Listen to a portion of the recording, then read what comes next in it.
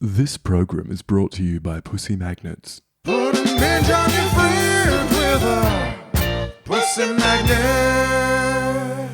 Welcome, my lovely lumps. Or should I say lovely labs? I'm so thrilled to have you here in the Labia Lounge. We're going to yarn about all things sexuality, womanhood, relationships, intimacy, holistic health, and everything in between. Your legs. Ooh, can't help myself. Anyway, we're going to have vag loads of real chats with real people about real shit. So buckle up, you're about to receive the sex ed that you never had and have a bloody good laugh while you're at it. Before we dive in, I'd like to respectfully acknowledge the traditional custodians of the land on which I'm recording this, the Wurundjeri people of the Kulin Nation. It's an absolute privilege to be living and creating dope podcast content in Naarm, and I pay respect to their elders past, present, and emerging.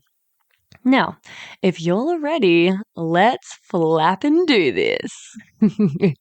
Oh my God, is there such thing as too many vagina jokes in the one intro? Whatever, it's my podcast. I'm leaving it in. Don't panic, you're not broken. Your sex education was a piece of shit. Get your flaps out and pull up a couch. It's the Labia Lounge. Hey gang, just before we jump into this episode, I wanted to offer you an opportunity to access my new mini course for free before I start charging for it in future. It's for people with vulvas and it's quick to complete. It's all about demystifying the female body and pleasure anatomy and getting some basic fundamentals to understand your body better. It's called Pussy Pleasure Secrets, Your Roadmap to Bedroom Bliss. You can grab it on the freebies page of my website or in the show notes. It's a great little free resource to kind of dip your toe in or act as a bit of a taster for my work. So if you've ever been curious about this sort of thing and you just don't know where to start, or you want a really quick, easy, accessible, non-threatening way to get the ball rolling and start working on this stuff, this is a great place to start. Hey, my labial legends. Welcome back to the lounge today. I've got Alice Child with me to chat about closing the orgasm gap. And we're going to delve into why this gap between the amount of pleasure that men and women, are getting in heterosexual sex is a bit of a gaping chasm. We're going to talk about what can be done about this, maybe some little other tips around intimacy and pleasure that are going to help enhance your sex lives with yourself and with others, and generally kind of just flesh out like what's going on. And most, I will sort of preface it by saying this is mostly applicable to heterosexual dynamics. When people talk about the pleasure gap or the orgasm gap, they're mostly referring to heterosexual sex, and we will chat about why that is as well. So to give you a bit of a rundown on my darling guest today, Alice Child, she, her, is an experienced somatic sexologist and sex counselor who helps individuals and couples improve their intimacy, deepen their connection, and navigate the inevitable sex and intimacy challenges that happen in life. She believes everyone deserves a happy and pleasurable sex life and often jokes she is trying to save the world one orgasm at a time. I love that because I sometimes say that as well, although sometimes I say one pussy at a time because I do internal pelvic release work and yoni mapping. So, I very much resonate with your mission. Welcome, Alice. Thank you so much for having me. It's a pleasure to be here.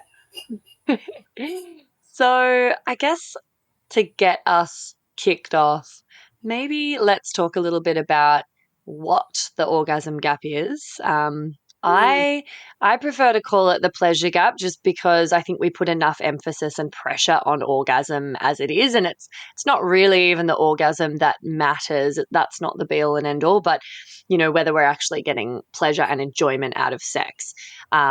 Orgasm is an important factor, obviously, but I feel like we really pedestalize that and put so much emphasis on it that people feel as though sex isn't good or it's not a successful session if they haven't had an orgasm, and then that sort of minimizes and invalidates the vast kind of amounts and varieties of pleasure that we can still have, and the fact that we can really enjoy sex and intimacy and connection and everything else that we get from sex without having an orgasm. But the fact is, pleasure and definitely orgasms are just not happening as much for people with female bodies in a heterosexual dynamic, right? So can you give us a bit of a rundown on like the stats and like what the orgasm gap refers to, just to kind of get us started? Totally. And I love that you started straight away with going, you know what, the orgasms, while they're important and they're a big part of sex and a big part of pleasure, they are not the be all and end all of a pleasurable sexual encounter. And obviously, a big part of the work that I do is helping people who feel blocked from their pleasure and have never or find it extremely difficult, have never orgasmed, find it extremely difficult to orgasm, and helping them access more pleasure in their body and learn more about their body and hopefully get to a point where that they are able to experience that alone and with a partner. But ironically, it's often about removing that goal as our starting point.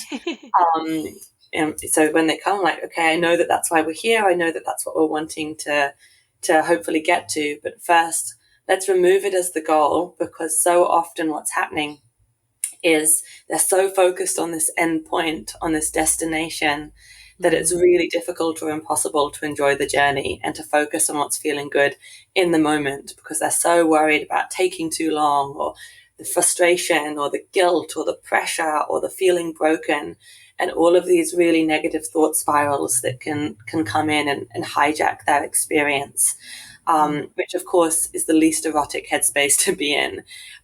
So of course it's going to be very difficult to access that level of surrender and pleasure.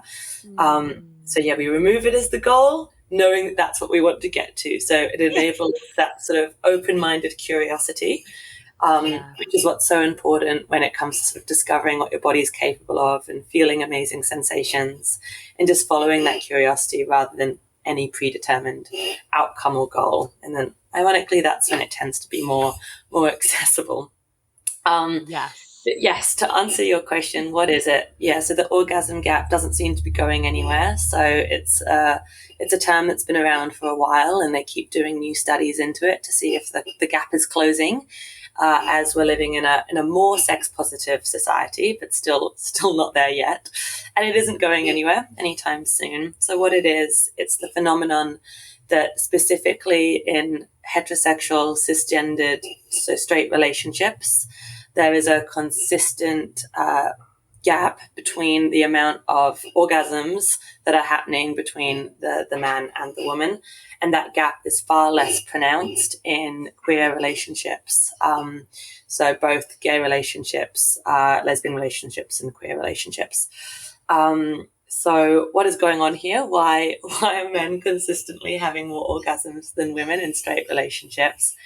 Honestly, Maybe like what are the it's something like 95% of men will have an orgasm and like only 65% of women, or something roughly. I've seen a few different stats, but there's been a lot of different studies, so the exact numbers vary depending on the study. But yes, it's a significant difference, around 30% difference.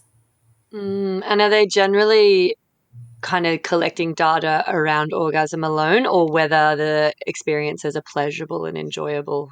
Yeah, again, every study is slightly different. There's normally a bunch of different questions in there. So it's not just about orgasm, it's also like in different circumstances. So first, for example, casual sexual encounters versus in a committed relationship circumstances, to look at the differences across a cross section of different relationship statuses, age groups, length of the relationship, to see what is impacting this discrepancy.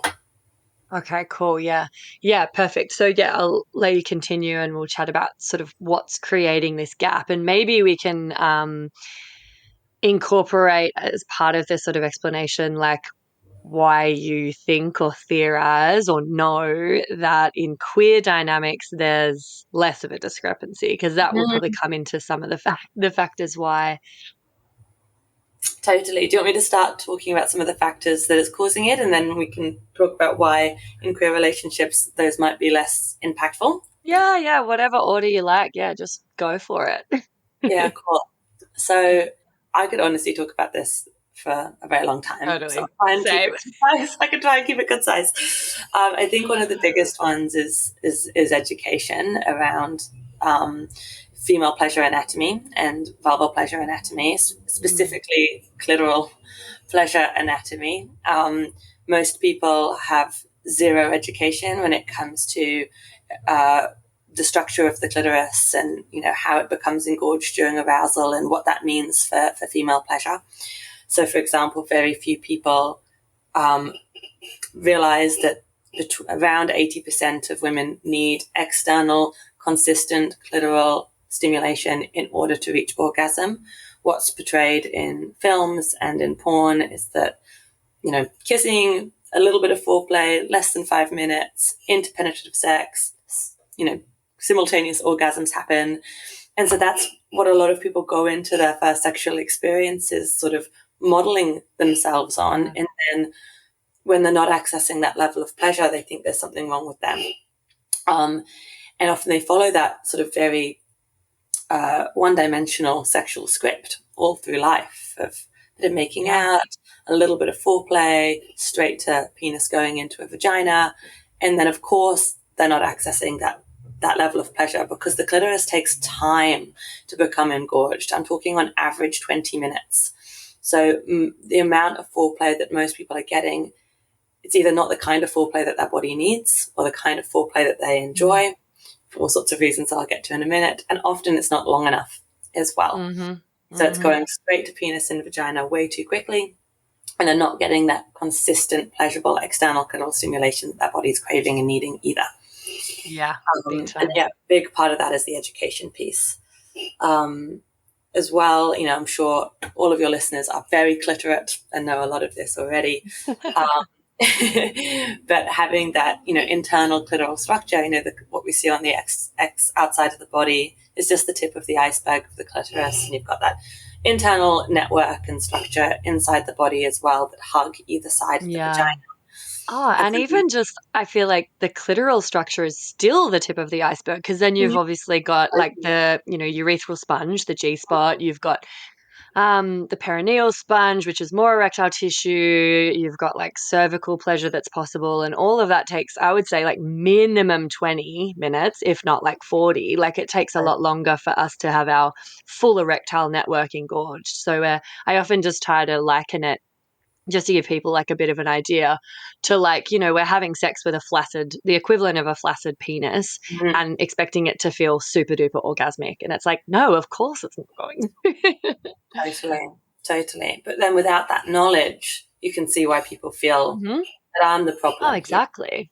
You know, we wouldn't expect, you know, someone with a penis to be able to reach orgasmic levels of peak pleasure if they're semi-aroused or semi-engorged, and yet we're putting that same level of pressure on our bodies. And then it often creates, you know, I don't know if you've experienced this in your interviews and in your work, but it often, what I've heard a lot in session with people is it creates this sort of spiral. So when they're struggling to access that level of pleasure and they're feeling guilty or pressure or that they're taking too long, it also sort of creates this spiral of really struggling to receive. So when they are in a position where they're receiving pleasure, whether it's oral sex or their partner's just really wanting to learn about their body, really giving them the time and the space to receive pleasure, so many people find that incredibly vulnerable. They get incredibly self-conscious. They worry about what their body looks like or tastes like or smells like. I'm taking too long. Very in their head. Yeah. And so it becomes this sort of self-perpetuating cycle as well. And obviously this isn't just a female issue. Like a lot of men who I work with also struggle to receive, also get performance anxiety, also get in their head when it comes to accessing pleasure. So it isn't just a female issue, but it is definitely something in terms of sort of body confidence and feeling a lot of shame and disconnection from their vulva is a huge, huge thing that I hear about from a lot of women of like, I hate the way I look. I feel like it's ugly. It's not sexy. And I've never looked at myself in the mirror, let alone feel erotically connected to this part of my body, which of course doesn't make it easier to tap into.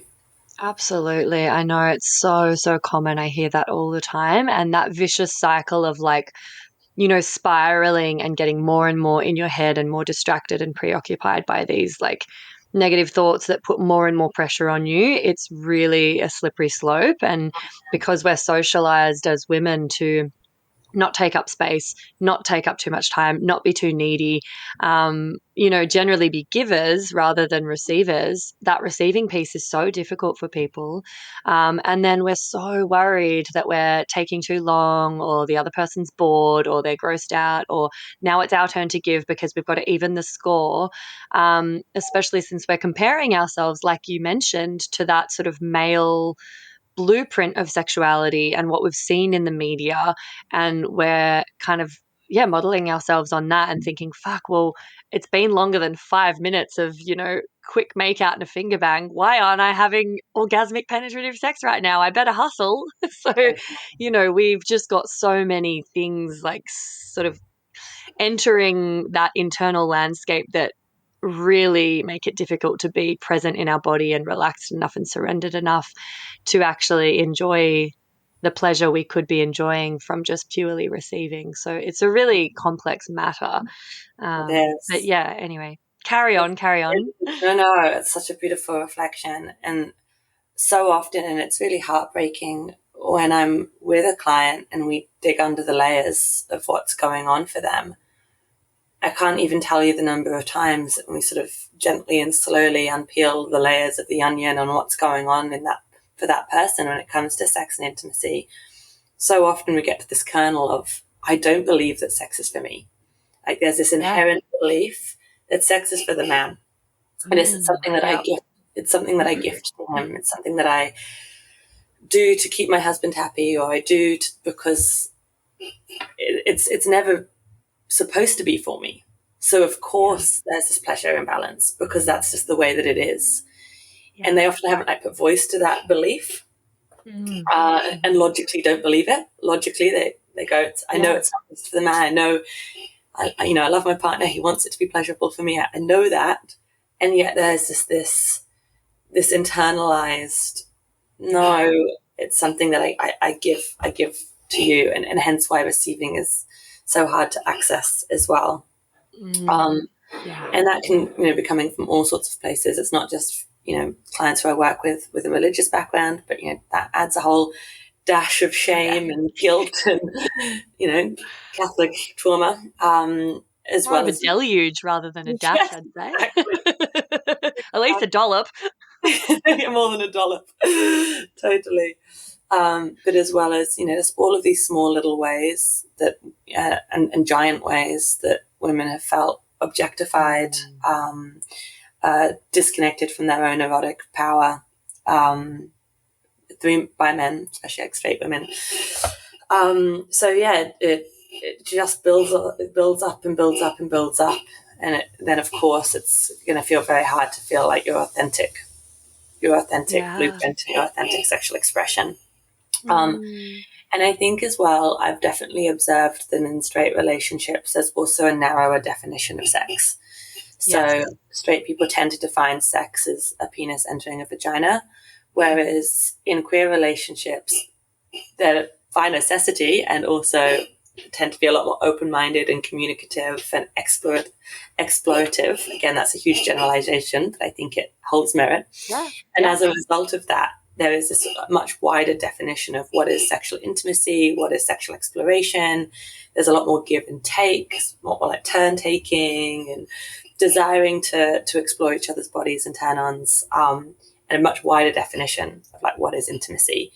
And that obviously leads to more curiosity and more exploration and a greater pleasure potential as well. Whereas if you're just defining sex as something has to penetrate my body, that's pretty invasive, and not everyone's in the mood for that every time they want to be intimate, which is fair enough. Absolutely. So again, I think that redefinition of what is sex can really help people as well, sort of see it from this, I have to go from 0 to 100, and actually instead I can just sort of slowly increase the dial on the dimmer switch and tap into my erotic energy in my own pace and in my own time. And yes, that might end up leading to penetration, and I might turn myself on enough to desire that. But if I redefine the definition of what sex is, it gives a sort of a runway to lift off. Yeah, and I love what you said about how in queer dynamics they're not, out of necessity, and also just as like a sort of theme of the kind of culture. They're not just automatically following these like sexual scripts that we get handed down, like as cis like hetero people. Pretty much every movie, sex scene, and a lot of like porn and things like that very much follow a sexual script. And then we've also got that, like I mentioned, the socialized gender roles where, we can, without even realizing on a conscious level and without rationally believing this, we can still just fall into this, dynamic where like the men do feel a little bit more entitled and are more able to take up space and prioritize their pleasure.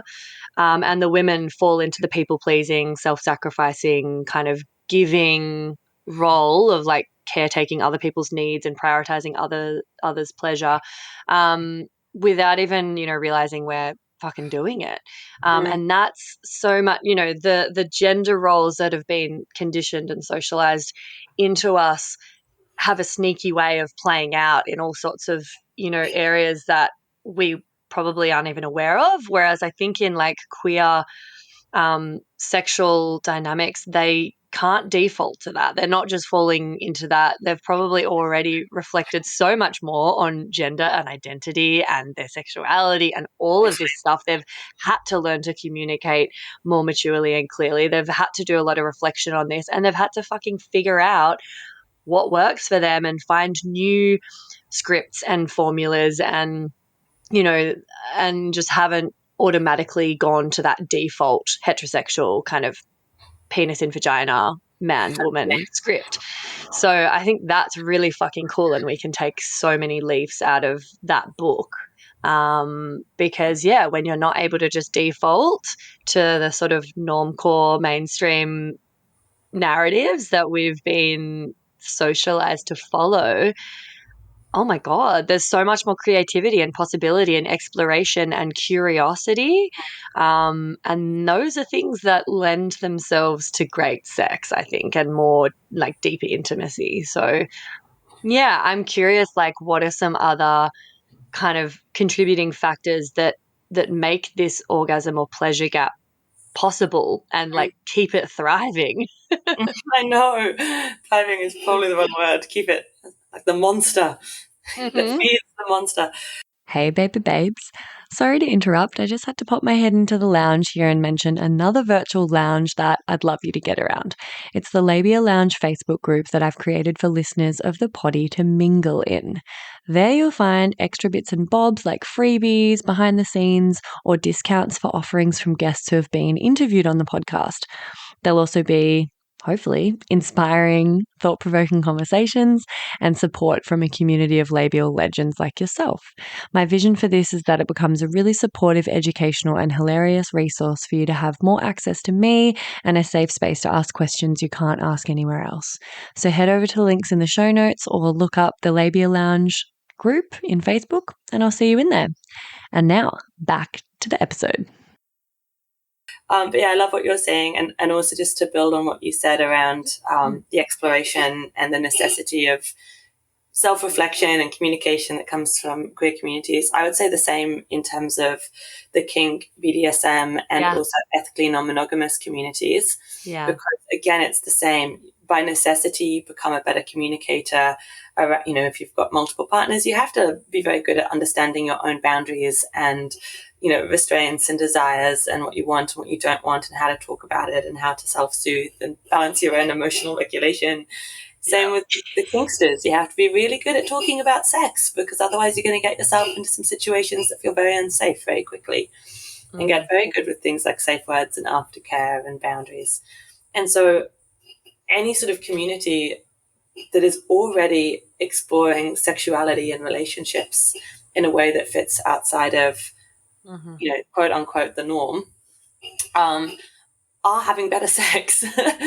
Not because they've got all of that curiosity, those communication skills, the desire to educate themselves about their body and their partner's bodies and do the work and listen to the podcasts and understand what great sex is in a far deeper way.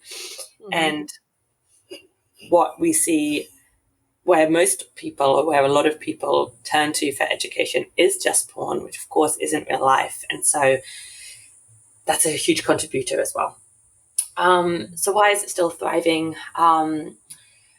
Another big thing which we haven't touched on is also just the different ways that we trigger desire. So we get turned on.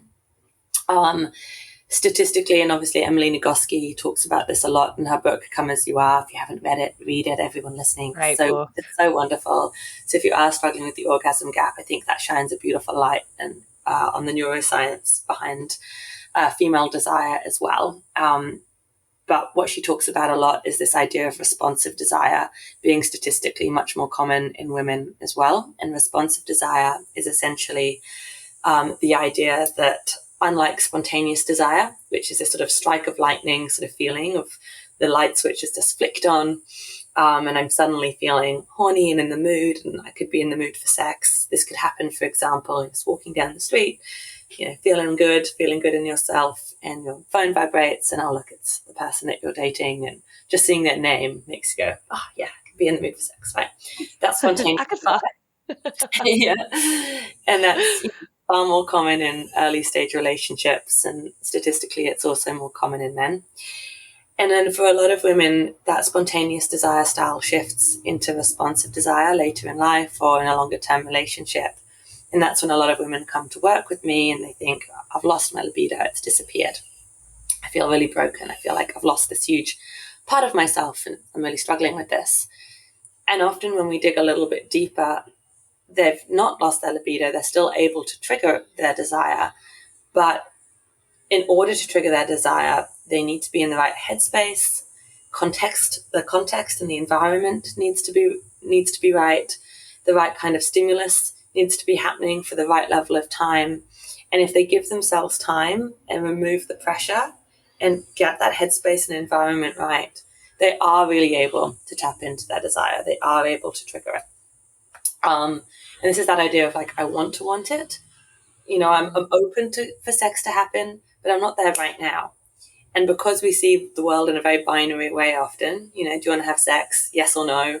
Are you in the mood or not in the mood? There's really that binary approach to desire. And actually it's not that binary at all. It's, I'm not in the mood yet, but I want to want it. Or I'm getting turned on, but I'm not there yet. Or I'm feeling it a bit, but I'm needing more. That is what responsive desire is all about, is not seeing it as this like light switch, but instead sort of dialing up the dimmer switch and sort of watering the flower and giving it the oxygen and giving it the space to breathe so that it can flourish. And I think when a lot of women understand this about themselves, or a lot of men understand this about their partners, it really changes, what initiation means, what foreplay means, because it's not about getting straight to it. It's about nurturing that desire without the pressure. And because a lot of men, and again, now I'm speaking from my observations in clinic, it does happen the other way around. I do work with couples where the man has responsive desire and the woman has spontaneous, and they're feeling the same pleasure and balance, but in the other way. But it is a lot more common that it's the other way around, observationally, for what I experience in session. And I think that often does really contribute to the pleasure gap as well, because for all of the reasons we've talked about, when anyone feels that difference, they feel like their partner's already 5 steps ahead. They can see that their partner's getting really turned on, is really enjoying themselves, is maybe already close to orgasm, and you feel like your plane's just taking off the runway. Yeah. That difference can add a lot of pressure as well, of I'm taking too long, or Totally. This is now just feeling like a job, or this is a task that I just want to be over. It's not feeling fun. And so it becomes this self-perpetuating situation where if sex isn't pleasurable and it's not giving you the pleasure that you want, of course you stop craving it. You stop desiring it. Yeah, big time. Yeah, and I feel like partially because of this, like women have really like lowered their expectations. And so we almost like so many people that I work with will just be like, yeah, I never come from sex. And, you know, I just say that right from the get go. I'm like, don't even worry about me. I never come with a partner. It's not going to happen. So don't even bother. Like that's cute that you're trying, but like, you know, and they've kind of made peace with it, which is good. At least they've taken it, you know, taking that really goal oriented focus away, which takes the pressure off. But they've almost limited themselves in a different way by kind of closing the door on it being a possibility, and they're already kind of like ruling it out from the get-go and saying to the partner like, don't even worry, like you can try but it's never going to happen. And so this kind of like limiting belief, it's almost like a self-fulfilling prophecy, and it you know, that low expectation means that probably no one's trying to kind of trying to excel at it anyway. And I think, you know, I really hate how so many of these kind of like clickbaity statistics will just be like, you know, only 20% of women can orgasm from penetrative sex. And it's like, oh, no. I mean, sure, maybe only 20 or 30% regularly do, but it doesn't mean they can't. And I think really like dangerous, the language we use and the attitudes that we are kind of like seeing peddled to women, being like, you know, your vibrator's your only friend and the only way you're going to be able to come is the clitoris, and penetrative sex isn't for women anyway. And it's like, well, fuck, I mean, it can be.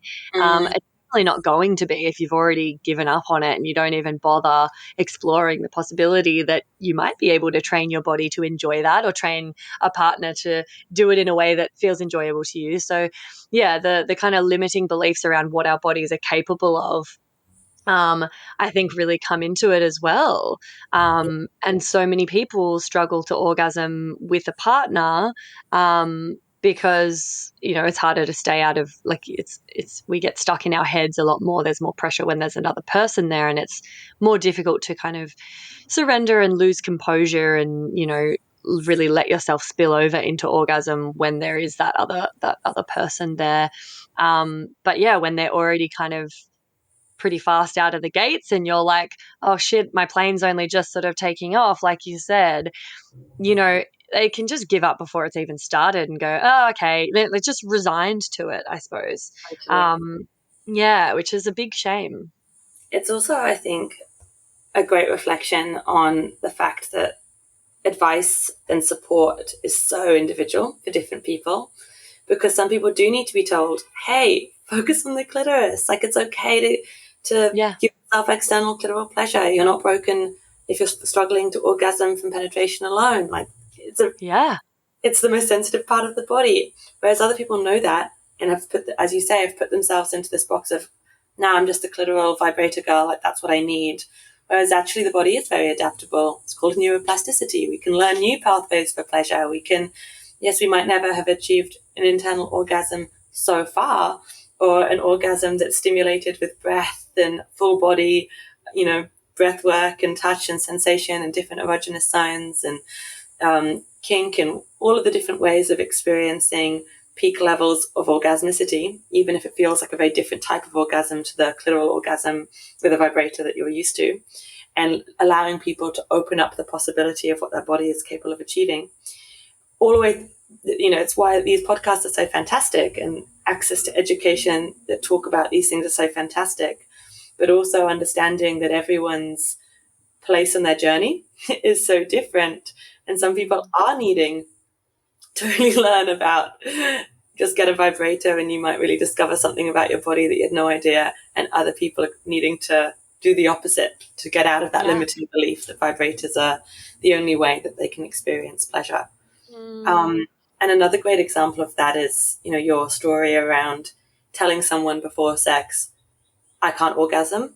I've heard so many people find that a really helpful tool for them, because it takes that pressure off, because they've had partners in the past almost take it as a personal affront that you can't orgasm with me. Let's make this our challenge. You know, I'm not a successful lover unless I make this happen for you. And is it really for you or is it for them? And there you go. Oh, yeah. Question that. And so by being upfront, it's really taken that pressure off and saying, hey, it's not you.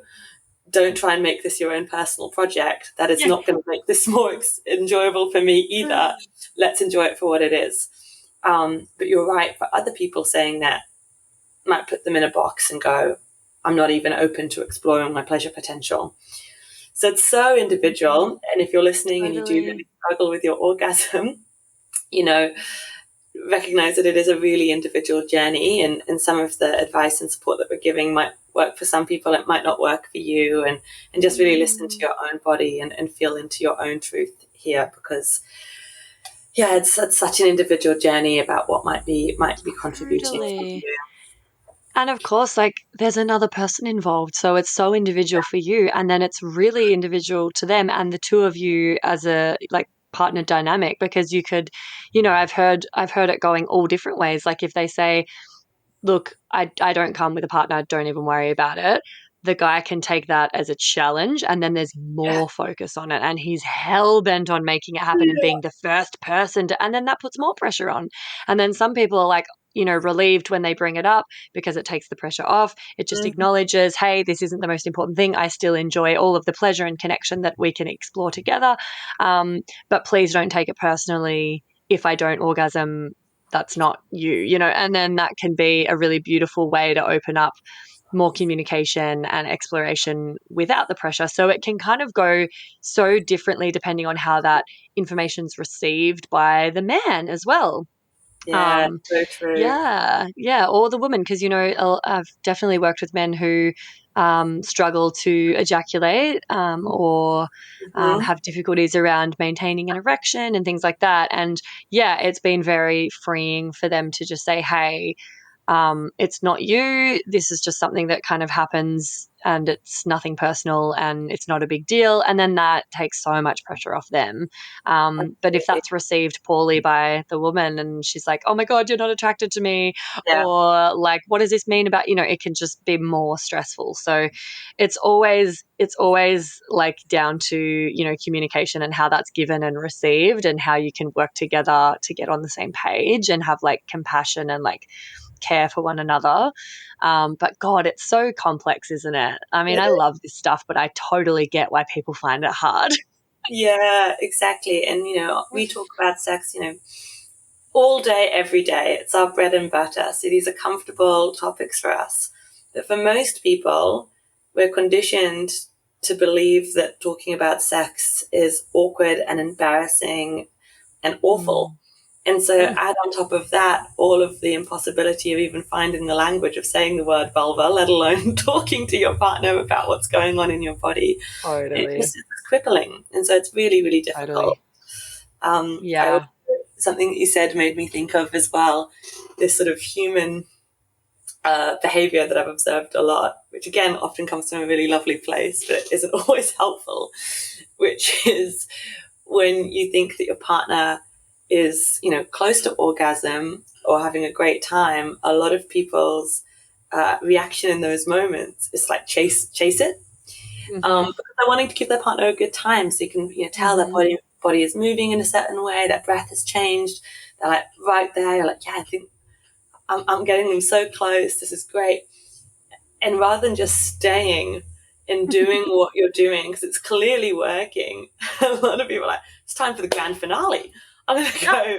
Let's fucking bring out the big guns. I'm going to speed this up. I'm going to increase everything. And for a lot of women's bodies, they're like, no, just keep doing what you were doing for another minute or two. And that would have been fantastic. But, and I think it's sort of the different definition of when, a woman often says, I think I'm going to come. It means like, just stay with what you're doing. Keep at that. And maybe in a few minutes it'll happen. Whereas when a man says, I think I'm going to come, it's probably it's happening. Again, huge generalization, because you're so right. Difficulty ejaculating and difficulty orgasming is not just a female issue. A lot of men do struggle with that, and I work with a lot of men. But I do think it's helpful to have these sorts of conversations with your partner of like, well, when you're at an 8 or a 9 out of 10, what sort of things help you just surrender and enjoy rather than feeling that shift in your partner if they're chasing it. In the second you can tell they're chasing your orgasm, it does put a lot of pressure on your body to suddenly get there. Yeah, exactly. Yeah, I love that. It's such a good tip. Because it is natural, I guess, when you feel things ramping up to then also ramp up what you're doing, and the amount of times, that's happened where the intensity and the speed and the pressure just go gangbuster, and that fully takes you out of it because you're like, oh God, like the sort of consistency of what was happening was really allowing I guess that's something as well that I like to kind of describe to people is like the way that our pleasure and arousal often likes to work is that it's being it's having a space created for it to like unfurl or like blossom or sort of unfold in its own time, in its own way. And rather than like forcing it by doing more, just create that container, do something that if it's working, just continue doing that and allow it to just sort of build in its own time and be expressed in its own way. And that generally is going to take longer than we expect in like female bodies, especially. Whereas like I feel like we have this very like proactive approach that's sort of quite natural to go, oh, something's happening. Okay, cool. I better like double down and go faster and harder and just get more intense. And that's going to build the passion. And I think that's because we also see that in movies and in porn, like the intensity building, and for it to be like hot and passionate, it's quite intense. Whereas like female sexual energy and arousal and pleasure can tend to be a little bit more I guess like and it doesn't love being coaxed or forced or pushed. It likes you to kind of just let it do its thing and hold space for that, and it might take a bit longer and look a bit different to how you've seen in movies or how like a male body works, but give it space to do its thing and take its time rather than trying to like make it happen. And when you notice it building, trying to crank up the heat, prematurely, like it's going to do its thing in its own time, but don't put the pressure on by, kind of ramping things up. So that's a great tip. Definitely. Well, and dialing up the heat can look in 1,000 different ways, right? Like, as you say, movies and porn show dialing up the heat as like more speed and more intensity, which obviously can be one way of dialing up the heat and feel really good and really passionate and really fun. But dialing up the heat could also be creating more teasing, more tension, more anticipation, more like room for arousal to breathe. A lot of people get oversensitive, right? Use a giant vibrator on their clitoris and get to that point where it's oversensitive. So giving that desire needs space and arousal and teasing and tension is a huge part of a lot of people's intensity. And so actually removing and coming away and eye contact and teasing is a way of building intensity. Slowing down. Deeper kissing, it could be not what you're doing on the genitals, but the kissing could become more sort of passionate or intimate, Yeah, new erogenous glands, exploring the rest of the body, bringing in, like playing with the erotic mind. That's intense. And suddenly someone, if you're, for example, love the feeling of surrendering control, and and you're able to completely in that moment feel taken and surrendered, and you don't have to think at all because the other person is, holding you and taking the lead and taking you on a journey. That's incredibly intense, and that doesn't need to be fast or, hard. That can be an incredibly intense erotic experience that's really thriving in the brain. We're really sort of redefining intense experiences from the outside. I look like one person lying really still, just being teased with a feather, and they might be having the most intense experience internally. But it just looks like a very different form of intensity that we are modeled. Yeah, big time. Yeah, great point. So I'd love to do the segment Get Pregnant and Die. Do you have a sex ed anecdote for us, my dear? Don't have sex, because you will get pregnant and dogs. Don't have sex in the missionary position. Don't have sex standing up. Just don't do it. Promise? Yeah, I was thinking about this earlier. It's less sex education. It's more of a formative conversation that I had that I often think about. And I think I was around 15 or 16 at the time. And I remember it was at a party and we were playing the drinking game, Never Have I Ever. And I remember being in a mixed group of friends, and the question was, never have I ever masturbated. And I remember at the time being the only woman or girl who drank. And at the time, I was surprised by that. And it wasn't something that I spoke about with my friends, because that was a bit of a revelation for all of us. And that came up so often. It was brought up all of the time, as not in a mean way, but in a classic Alice with a masturbation. And I remember feeling so other about it, and so on the back foot of, really, is no one else doing this? Is no one else exploring their body? I felt so shamed for it and embarrassed by it. And as I said, it was never mean. I have lovely friends, but I felt very, very on the outer. And it was and obviously all the men and all the boys drank. And it was the first really realization that female sexuality and male sexuality were treated so differently.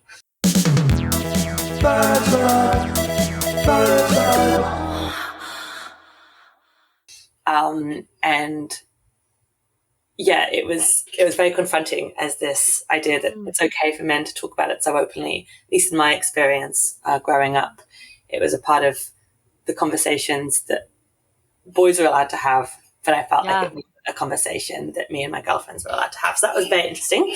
And obviously I think it also contributes to the orgasm gap, is the how few comparatively women feel the desire to masturbate. Lots of the clients that I have who are women don't masturbate at all, never have, or do and keep it a secret. So feel a lot of shame around touching their bodies.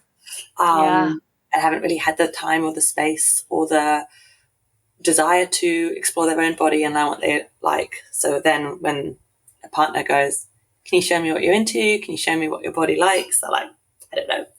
I don't know myself. Excuse this quick interruption.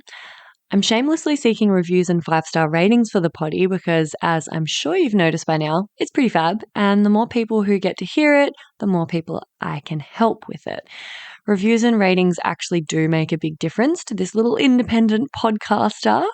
And it's really easy to just quickly show your support by taking that simple act of either leaving 5 stars for the show on Spotify, or even better, writing a written review and leaving 5 stars over on Apple Podcasts. Or if you're a real overachiever, you can do them both. That would be mad. If you're writing a review, though, just be sure to use G-rated words, because despite the fact that this is a podcast about sexuality, words like sex can be censored and your review won't make it through the gates. Lame. Anyway, I would personally recommend doing that right now while you remember, just to get on top of it and let me know you're with me on this journey. Thanks, gang. Enjoy the rest of the epi. So that was, a formative experience for sure. Yeah, that's so funny, because that perfectly segues into my next kind of point or question was going to be exactly that. It was going to be do you think the amount and the way that we self-pleasure affects the orgasm gap? Because so many women, it's definitely less normalized and kind of socially acceptable or expected to masturbate as a woman compared to boys. And I feel like boys often start younger. It's more kind of talked about and expected. Like you just said, all of the shame and kind of uncertainty that a lot of girls feel around their genitals and masturbation. And then also the way that we masturbate, because the way we masturbate or self-pleasure really influences how we have sex, I think. And there's a bit of a ripple effect. So given that, if we're taking, heterosexual sexual dynamics, the way that a man masturbates is, a little bit more kind of similar to penetrative sex. It's got a similar kind of, action up and down the Motion. penis. Yep. But then often the way that women masturbate is a little bit more clitoral and external focused without the penetration and without maybe the sort of movement or motions that they would find in penetrative sex with a man. And so we're sort of, like you mentioned neuroplasticity, and that's something I teach about a lot, is like we can condition and train our bodies into creating new pleasure pathways, by laying down neural pathways to pleasure and orgasm by practicing with our solo time. And like boys are doing that all the time because it's very normalized and acceptable for them to masturbate. It's quite a regular thing. It's a little bit more kind of wham, bam, thank you, ma'am. Very easy for them to just sort of whip that out and do that. Whereas it's less common for women to masturbate as regularly. And the way that we're masturbating isn't emulating penetrative sex as accurately as like for guys. So does that kind of check out in your experience as well, that the way and the amount that we're kind of masturbating and our feelings or beliefs around masturbation also influence this pleasure gap? Yeah, bang on. And obviously it's yes to everything that you said. I also think, interestingly, I think the dial is, and I don't know if you're observing this as well, I'm actually observing a huge sort of switch on this, where actually I think there's been a huge boom in female sexual pleasure and sex toys and the sexual wellness industry, and masturbation for women has started to be like rebranded as self-pleasure and self-care and sexual liberation and sexual empowerment, which is fantastic. And then there's No Nut November, so the men are stopping like semen retention and stuff. That shame, even as the words that we associate with like masturbation, like wanking, knocking one out, jerking off, it's very shameful and shame oriented and very sort of quick release. Whereas for like female masturbation, it's discussed as self-pleasure and exploration. As for men, when I say to a lot of my male clients, like, have you ever like lit yourself a candle?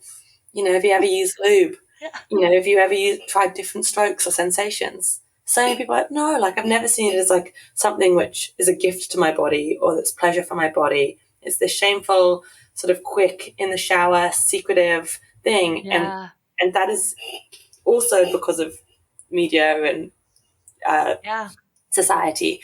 So yeah, there's this, which also contributes, right? So if women are statistically less likely to be masturbating at all or exploring their body at all and have no relationship with their vulva at all because they can't see it and they don't want to look at it and that, then men are more likely to, yes, have a relationship with their penis and to have masturbated from a younger age. But that doesn't necessarily mean that's created a positive relationship with pleasure in their body and exploration and touch. And that's also what's often contributing to those differences that are then happening in a straight relationship when they come together.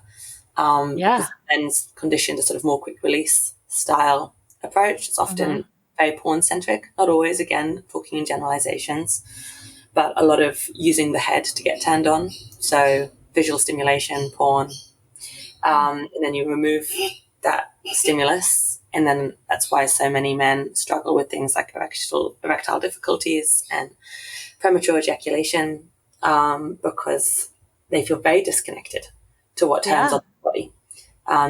They can tell me what porn categories they enjoy, but they can't tell me what touch their body likes.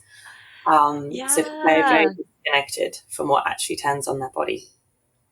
Dude, big time. And another thing to add to that, like, is the way that they're masturbating. Like you said, very quick release, very friction based. They're kind of training their bodies to come very quickly by doing that, and also training their bodies to really need and enjoy the in and out friction based kind of motion in penetration. So then, of course, when they're having sex with a vagina that often prefers like more sort of grinding or slowness, or less of that jabby in and out kind of jackhammer boning, the friction based stuff.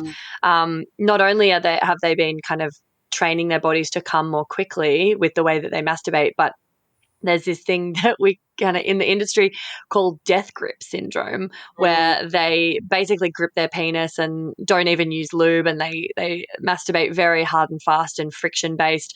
And so of course the kind of motions and the type of penetrative sex they need to have to get the same result as when they're masturbating is like pretty intense for like a person with a vagina. And so that would be contributing to like the woman in that scenario not enjoying penetration as much either. Because one, it's not giving her enough time because it's a lot quicker. And two, like he's basically using her as a fuck sleeve to try to emulate that death Some grip. people love. They're like, please use me as a fuck sleeve. Hot. You know, pound away, using it as a fuck sleeve. That's hot for me. But, you know, I think the difference is, you know, consent and being like, yeah, that's something I'm really into and that's something I enjoy. And especially when I've had time to build up to that level of intensity versus and thinking that's the only option. Right? That's the only option of what passionate sex looks like. Yeah, like that's default. Often that's very default. And I don't agree with that. I think like there's a time and a place and a context for all different types of sex and that can look so different. But yeah, that being the default and that being kind of just how the average sort of dude comes into the bedroom and approaches sex based on what he's seen on the screen and also based on how he interacts with his own penis is really detrimental to female pleasure. Totally.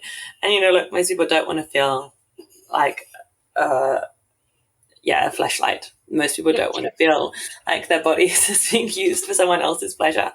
I was sort of holding up a mirror to the fact that some people might be listening and going, that's pretty hot for me. Yeah. Totally. It's consent, right? And having options and being able to talk about this and going, actually, that's what turns me on, or that's what doesn't turn me on, that doesn't do it for me. Or, we build up to that once I feel really safe and respected by you. Then you can use me like ever. Exactly. You know, and that becomes fun.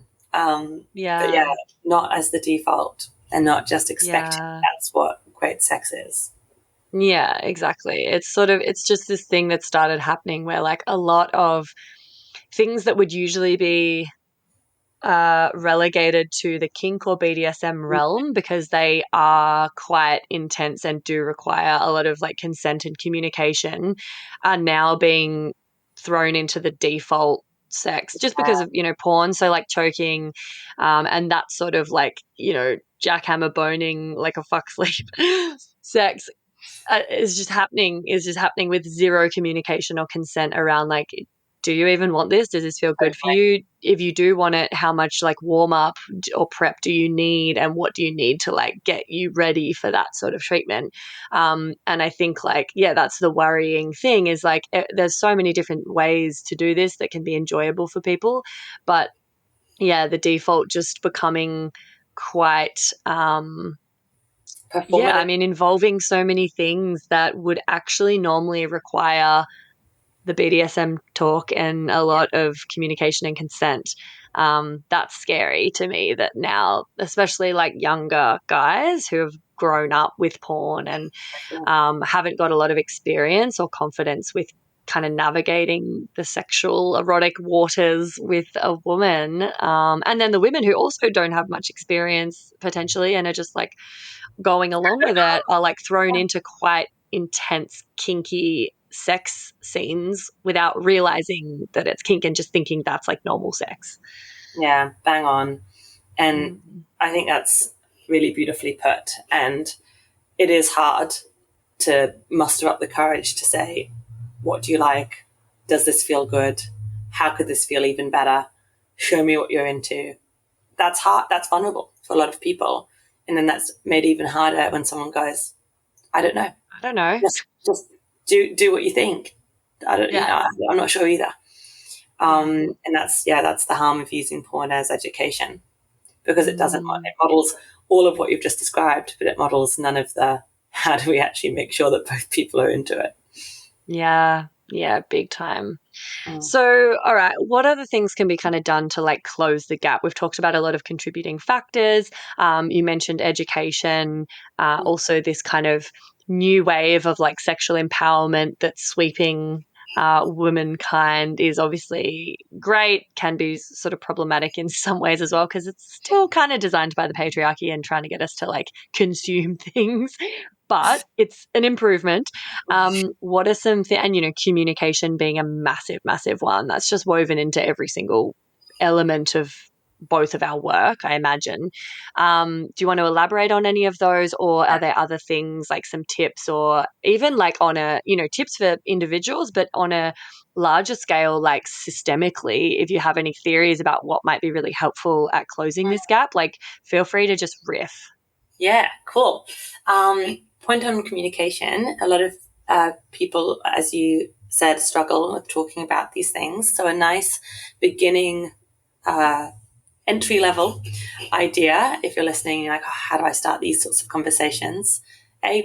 Send your partner this podcast and chat about your favorite bits and chat about what you're learning and what felt relevant to you, and sharing a third party thing as the springboard for a conversation can be really, really helpful.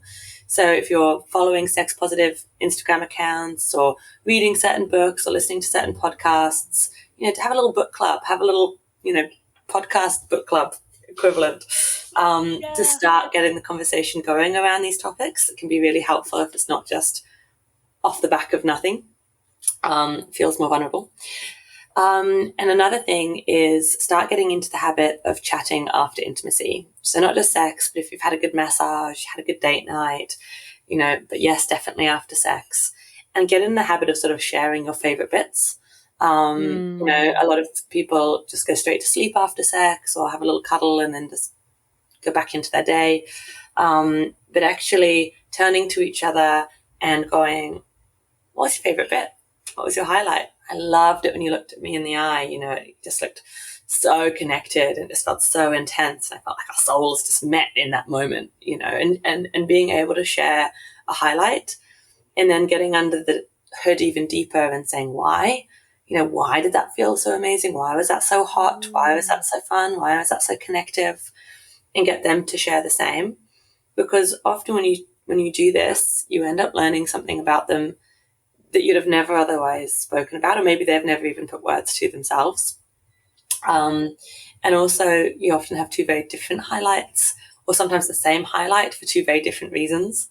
So you're really like diving under the hood of your erotic mind and body, and constantly, and it's even if you've been together 20, 30 years, right? Our bodies are constantly changing. Our erotic minds are constantly evolving. And we're never done discovering about ourselves and what turns us on, and we're never done discovering what turns our partner on.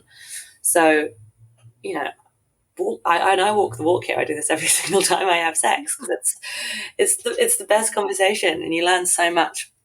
And then once that's starting to feel comfortable, and this has become a comfortable and fun part of your relationship, only then do you bring in, like feedback, things that didn't work so well, things that you found difficult or that you got in your head, or, things that you'd like to change next time.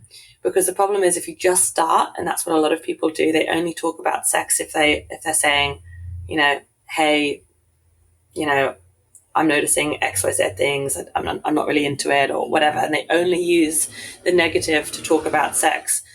Often what I notice is the whole topic of sex becomes fueled with this anxiety and tension and not wanting to hurt each other's feelings and, not wanting to get defensive. So if the baseline of talking about sex is positive, then we can talk about all of the other stuff with much more comfort and regulation and normalcy. And then, you can start getting more ideas as well from that. Go, okay, you're into that. Or what about if we do this next time? Or what if we try this next time? Or, okay, how about we buy that toy? Or, and you start organically getting new ideas for exploration and closing that gap if there is a gap there. Any thoughts on that? Like the debrief? Oh, just very much agree with all of that. Like, I mean, I feel like such a broken record, and I feel sorry for my regular long-time listeners, the amount of times I've harped on about communication. but it's literally everything. It's everything. I think you can overcome almost any, you know, challenge and navigate any struggle or issue or crunchy area in these realms if if you have that communication piece down pat. So I love that because it's also a really accessible kind of quick and easy, well, maybe not easy for everyone, but it's quite an approachable way to start bringing more communication in. And I love that you talked about making sure it's balanced with some, positive feedback as well, not just going in for the jugular and being like, yeah, I didn't like this, didn't like this. It's the classic compliment sandwich that you want to be like modeling, really, is like, let's talk about what we loved. I think, yeah, the sort of debrief chats. I mean, I often talk about how the most valuable meaty communication happens outside the bedroom, or metaphorically anyway, but while you're not in the midst of having sex. And people that find it really challenging to talk about sex in the moment while it's happening and you're naked and it's vulnerable and you're kind of like, oh my God, how do I even, then that's cool. That's understandable. You can work up to that if need be, but often it's more important and more constructive to have those conversations before you take your clothes off or afterwards, and ideally both. It's also such a fun part of the whole sexual experience. Like, I actually enjoy talking about sex almost as much as I enjoy having it with a partner, either to build anticipation or to start laying a foundation of expectations and boundaries and desires and things like that. That can be like a really sexy and intimate way to start creating trust and safety and building rapport and I guess bringing about more emotional closeness and intimacy. And then, afterwards it's so nice to have, especially I think women, we really appreciate it, the way our brains work and how the chemicals of orgasm affect us. They make us want to bond and get closer. And so the pillow talk afterwards is really valuable and a super nice way to continue with a bit of aftercare and closing out that experience together. So yeah, loved all of that. What are some other things, if there's anything that springs to mind, or in a broader context, what needs to happen for this kind of gap to start closing, I know, it's so tricky because so many of the men that I work with are incredible. They're really wanting to give their partner the best possible sex life. They are there, they are doing the work, they are holding space, they are buying the toys, they are listening with so much empathy and compassion and really wanting to be a part of the journey so that their partner can access more pleasure. And their partner's like, I want it too, I just don't know how to give myself the permission, how to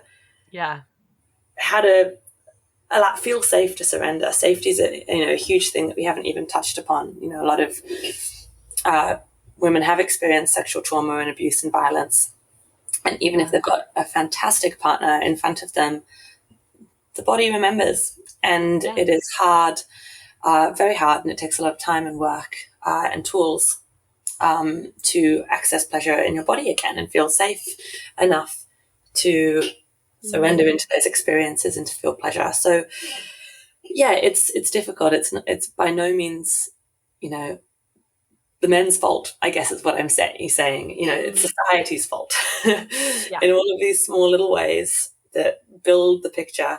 If you're in a heterosexual couple and there's definitely a pleasure discrepancy and there's definitely a pleasure gap, it's not, and you're listening to this, it's so often in my experience, not that man's fault, right? It's society as a whole that has created this picture. So yeah, go speak to a sexologist.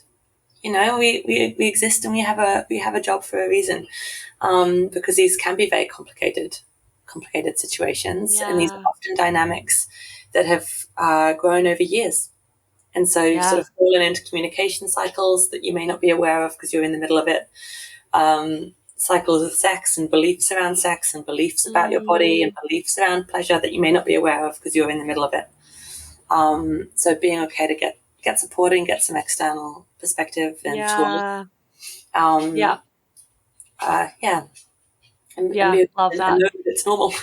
Know that you're not alone in this experience. And it's not your fault, and it's not often your partner's fault. It's a society. Patriarchy.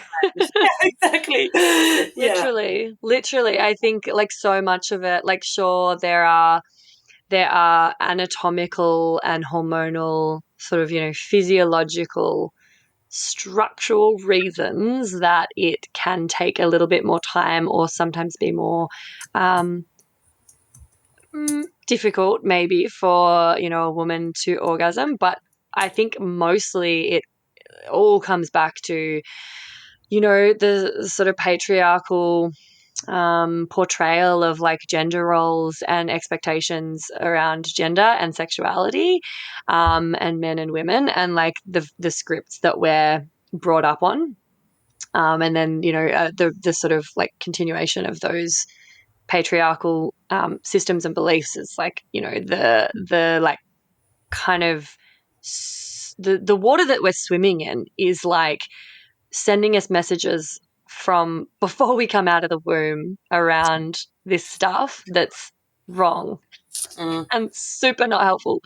So I think like it's a huge issue that we don't have a whole lot of control over in terms of like the sort of society and the systems that we're operating within. But like you said, seeing a professional I loved what you said about the a third party, like, bringing in resources like podcasts or books or just lots of like different influences that are going to actually start to change the way that we like think and our beliefs around this stuff and like bolster more empowering narratives within us. Super important. So anyway, and more play as well, and a quick plug, talking about resources and support and play changing the narrative, is I made a collection of games called Pillow Play, which are 18 different sex and intimacy games for couples, and none of them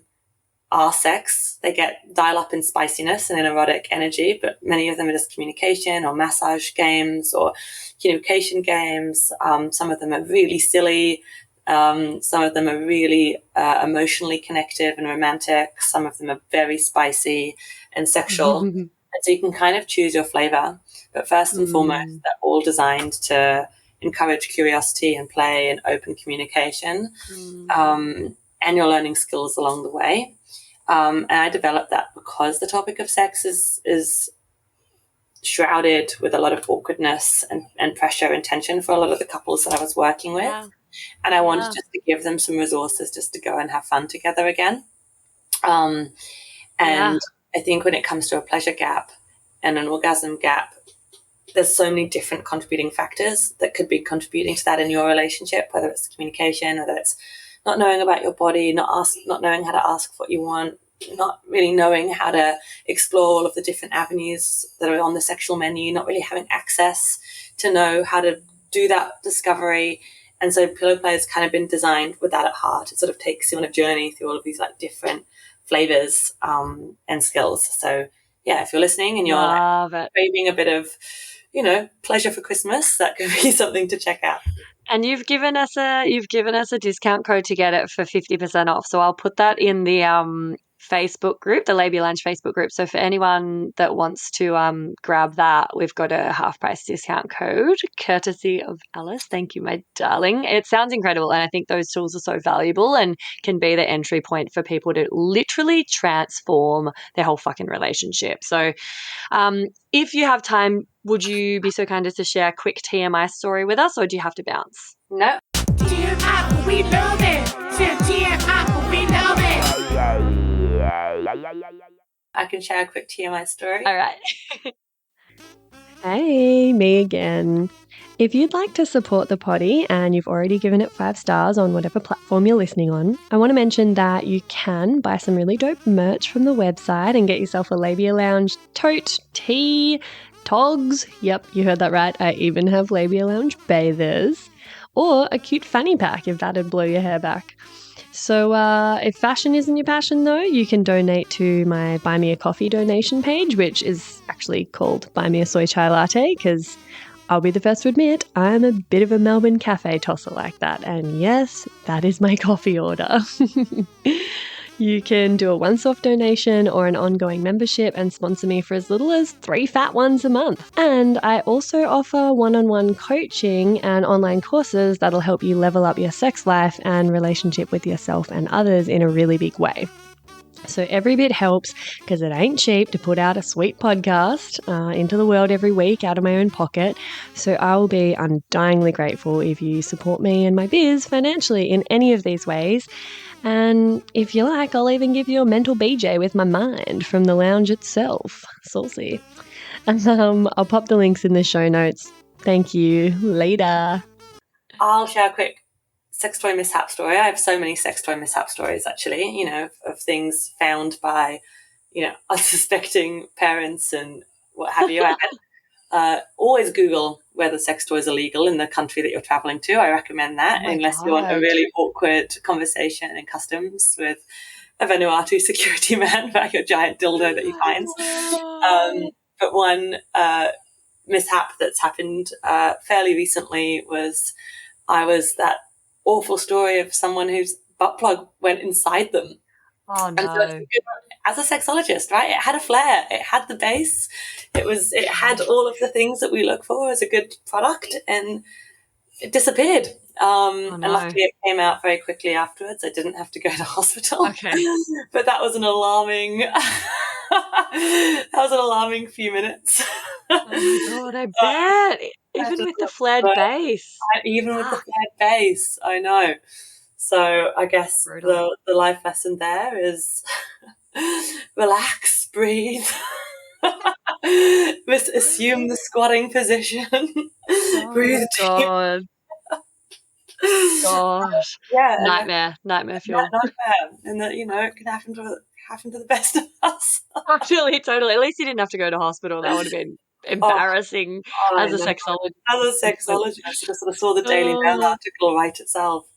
Totally. All right, my love. Well, I know you've got to get going, but thank you so much for your time and just being so generous with your knowledge and all of this super valuable information. I know people would have gotten heaps out of this, and I'll put links to your work and Pillow Play in the show notes. And it's been an absolute pleasure chatting with you. It really has. Thank you so much for having me, and look forward to listening back. Yeah, awesome. All righty. And that's it, darling hearts. Thanks for stopping by the Labia Lounge. Your bum groove in the couch will be right where you left it, just waiting for you to sink back in for some more double L action next time. If you'd be a dear and subscribe, share this episode, or leave a review on iTunes, then you can pat yourself on the snatch, because that's a downright act of sex-positive feminist activism, and you'd be supporting my vision to educate, empower, demystify and destigmatize with this here podcast. I'm also always open to feedback, topic ideas that you'd love to hear covered, questions or guest suggestions, so feel free to get in touch via my website or over on Insta. You can also send me in TMI stories to be shared anonymously on the pod. My handle is FreyaGraf_the Labia Lounge, if my account hasn't been deleted for being too sex positive, which, is always a possibility with censorship. But just in case the chronic censorship finally does obliterate my social channels, I'd highly recommend going and joining my mailing list and snagging yourself some fun freebies for the trouble at www.freyagraf.com/freebies. Anyway, later, labial legends. See you next time.